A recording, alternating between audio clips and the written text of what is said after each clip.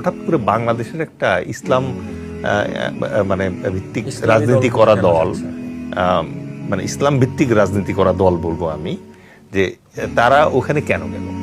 তাহলে কি আমরা শিফট করতেছি কিনা? এখন আমি আসলে একটু কনফিউজ যে আমাদের টিম যারা ওখানে গেছে তারা কি শিখাইতে গেছে না শিখতে গেছে? মানে আমি দুইটা দেশের যে কম্পারিজন আপনাকে দিলাম তাতে তো আমার কাছে মনে হয় না যে তাদের কাছ থেকে শিখে আসতে হবে। আচ্ছা, ধর্মীয় ব্যাপার শিখতে যদি যায় তাহলে তো নবীর দেশ তো সৌদি আরব, আফগানিস্তানে তো নবী আসেন নাই। আমরা এখানে যে তিনজন বসে আছি, তিনজন তিন রকমের ড্রেস পরছি। আমি জাস্ট সিম্পল হাফ শার্ট পরে আসছি, ভাই পাঞ্জাবি পরে আসছে, আপনার স্যুট পরে আসছেন। আমরা তো ওই আফগান স্টাইলে পাগড়ি দিয়ে তারপর ইয়ে করে ওই স্টাইলটা আমরা পছন্দ করি না, কারণ ওটা আমাদের স্টাইল না। We don't want.